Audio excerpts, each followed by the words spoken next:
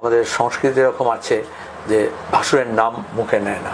কয়লা পাচার চার্জশিটে নাম দেওয়া হলো না, গরু পাচার, শিক্ষক নিয়োগে দুর্নীতি, একটা জায়গায় প্রাইমারি চার্জশিটে বলা হলো জনৈক। একজন প্রবল প্রতিভান্বিত সাংসদকে হঠাৎ জনৈক কেন করা হলো?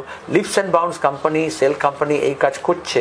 যত রকমের কন্ট্রাক্ট টেন্ডার আমাদের রাজ্যে, কোনোটাই লিপস অ্যান্ড বাউন্সের কমিশন না দিয়ে আসে না। কোনো ডিএম, কোনো সেক্রেটারি সই করে, আমি তো চ্যালেঞ্জে বলছি।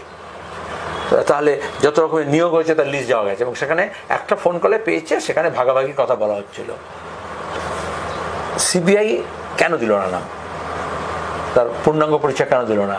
বলছে লিপস অ্যান্ড বাউন্সের কর্মচারী সুজয় কৃষ্ণ, কিন্তু যে মালিক সেটা বলতে আপত্তি কেন? সাংসদ নাই বলতো, তৃণমূল নাই বলতো, কিন্তু এটা তো বলতো লিপস অ্যান্ড বাউন্সের কর্ণধার। তাহলে বোঝা যাচ্ছে কোথাও না কোথাও এদের টিকি দিল্লিতে বাধা আছে। এবং সেখানে মোহন ভাগবত বলো, আরএসএস প্রধান, নরেন্দ্র মোদী বলো প্রধানমন্ত্রী, আমি নাম করে বলছি, স্বরাষ্ট্রমন্ত্রী, কার নির্দেশে সিবিআই কতটা এগোবে এটা নির্ভর করে। সিবিআই এর একটা ফাইল নড়ে না প্রধানমন্ত্রীর দপ্তর থেকে বা স্বরাষ্ট্রমন্ত্রীর দপ্তর থেকে যদি একটা হিন্টস না আসে।